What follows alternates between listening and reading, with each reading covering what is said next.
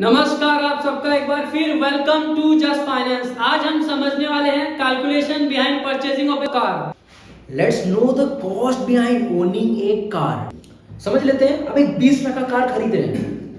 Obviously आप अगर 20 लाख का कार खरीद रहे हैं तो आप 30% के टैक्स ब्रैकेट में आते रहेंगे, तो आपको टेक्निकली 28 लाख कमाना पड़ेगा अगर आपको एक 20 लाख का कार खरीदना है। अब चलिए समझते हैं, इस 20 लाख का कार को अगर आपको डेली चलाना है तो आपको कितना पैसा कमाना पड़ेगा।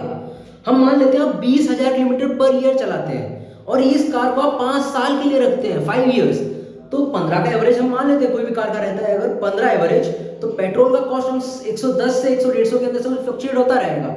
उस हिसाब से वो अप्रोक्सीमेटली 7 लाख कमाना पड़ेगा। अगेन इस 7 लाख को कमाने के लिए आपको टैक्स भी भरना पड़ेगा, तो टोटल हम मान लेते हैं आपको 10 लाख रुपया कमाना पड़ेगा। इस हिसाब से 28 लाख प्लस 10 लाख दोनों मिलकर 38 लाख गिर जाता है। अब चलिए समझते हैं अपॉर्चुनिटी कॉस्ट। अपॉर्चुनिटी कॉस्ट क्या होता है? उस पैसा का कोई और दूसरा जगह इन्वेस्ट करते हैं या कुछ और करते हैं तो उस चीज के हिसाब से रिटर्न क्या रहता है।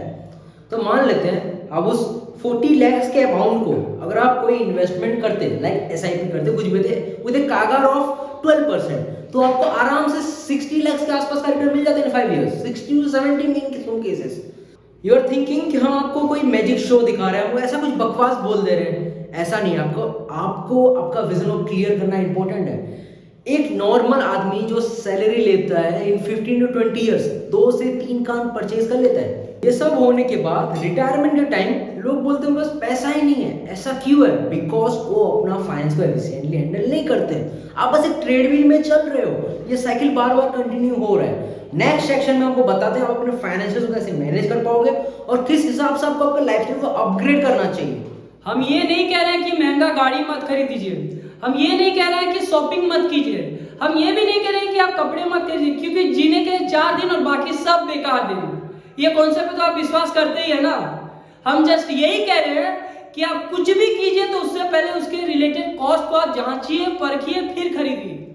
लेट्स अंडरस्टैंड, आप अपना गाड़ी कैसे खरीद सकते हैं। आप अपना फाइनेंशियल स्टेटमेंट्स को पहले चेक कीजिए।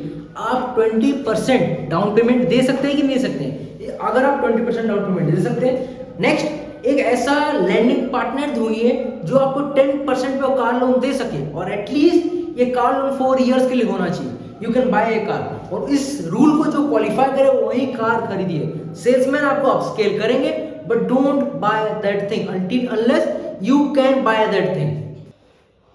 आपके एम्प्लॉयर ने आपको सिखाया वो लोग कार कैसे खरीदते हैं? नहीं समझा किसी ने। ना ही आपको स्कूल में सिखाया गया कि आप कैसे अपने फाइनेंस को मैनेज कर सकते हैं। नहीं, इसीलिए जस्ट फाइनेंस इधर है, और इसी तरह का वीडियो का सीरीज हम चलाते रहेंगे। Personal finance, corporate finance, business, trading, सबके ऊपर। Stay subscribe to Just finance.